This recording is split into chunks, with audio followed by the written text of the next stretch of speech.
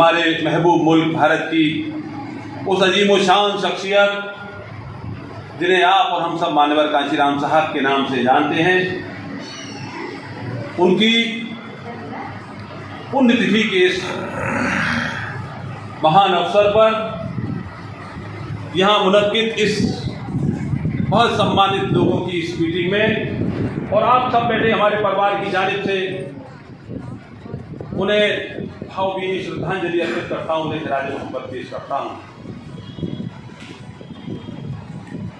ईश्वर और अल्लाह की बनाई इस कायनात में तमाम लोग पैदा होते हैं, जिंदगी बसर करते हैं और चले जाते हैं, लेकिन दोस्तों जो लोग इस दुनिया में आने के बाद अपनी सारी जिंदगी औरों के लिए, अल्लाह की बनाई, भगवान की बनाई मखलूक की भलाई के लिए, गरीब मिस्कीन यतीमों अगड़े पिछड़े लोगों की लड़ाई के लिए जो लोग अपना जीवन समर्पित कर देते हैं, ऐसे लोग जाने के बाद भी अमर हो जाते हैं, अमर कहलाते हैं।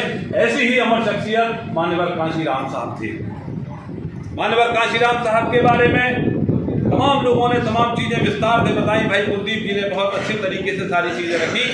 नौजवान साथियों, आज के जो मौजूदा हालात हैं, उन हालात में मान्यवर कांशीराम जी का दिखाया हुआ रास्ता उन रास्तों में से एक रास्ता हो सकता है जब इस देश को हम अच्छाई और बहबूदी के रास्ते पर ले जा सकते हैं।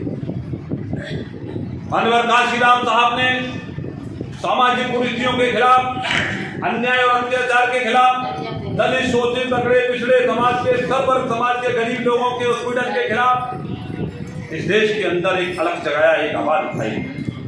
माननीय बाबा साहब डॉक्टर बी आर अम्बेडकर के जाने के बाद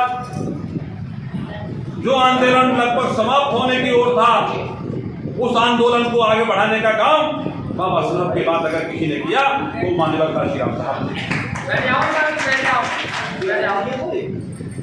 मान्यवर कांशीराम साहब ने वो ऐसे वक्त में, मान्यवर कांशीराम साहब ने ऐसे वक्त में बाबा साहब के आंदोलन को जीवंत कर दिया, उसे ऊर्जा दे दी दोस्तों, जब वो आंदोलन लगभग समाप्त प्राय होने वाला था।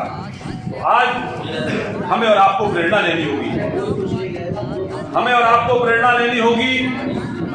मान्यवर कांशीराम साहब के बताए रास्ते पर चलकर सब जन समाज के सम्मान की इस लड़ाई को हमें लड़ना होगा। उनके जीवन के अनेक संस्मरण है, स्मरण है। उनका जीवन एक खुली किताब थी।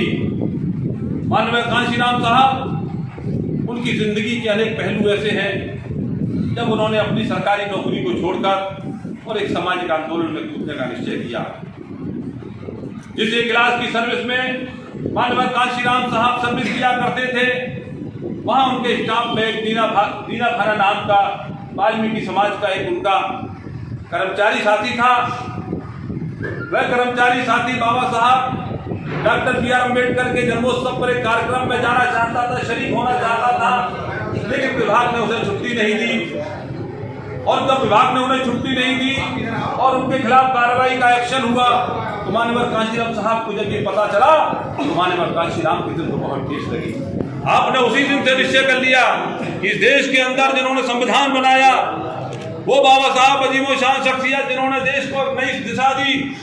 संविधान के बनाने वाले लोगों की जन्मदिन के मौके पर कार्यक्रमों में जब हमें शिरकत करने का मौका नहीं मिलेगा, तो इससे बड़ा दलित समाज का, इससे बड़ा किसी भी समाज का अन्याय और अपमान नहीं हो सकता।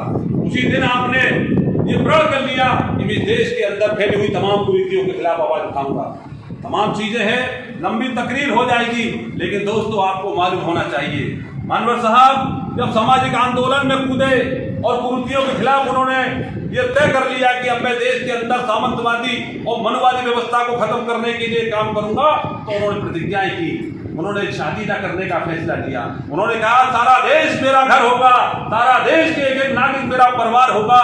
मैं आज जब इस आंदोलन में कूद चुका हूं, इस मिशन में लग गया हूं, तो मैं ये सारा देश ही मेरा परिवार होगा।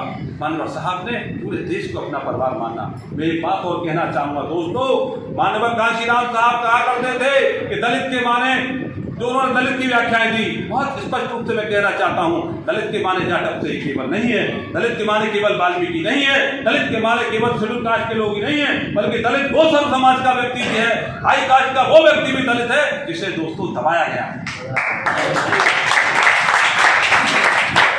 जिसे दोस्तों दबाया गया है, वह व्यक्ति दलित है।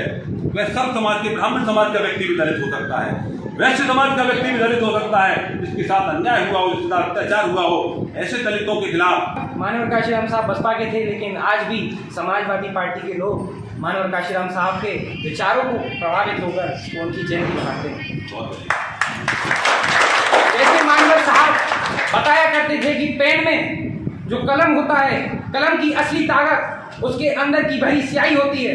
85% काम वो स्याही करती है और 15% काम जो बाहर का कवर होता है वो करता है। हम लोग अभी देख रहे हैं पेन है, हमें लग रहा है कि पेन का काम सिर्फ कवर करता है, लेकिन अंदर का काम 85% वो स्याही करती है। उसी प्रकार इस देश को चला रहे 85% वो लोग हैं जो गरीब हैं, मजदूर हैं, परिश्रमी हैं, लेकिन मेहनत 85% करते हैं, लेकिन फायदा और राजा बनकर बैठे हैं वो 15%। ये लड़ाई 1585 की थी, आज वो सिमट कर रह गई।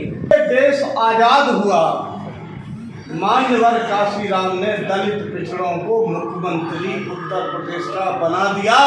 इससे पहले कोई उत्तर प्रदेश में दलित पिछड़ों को जानता नहीं था।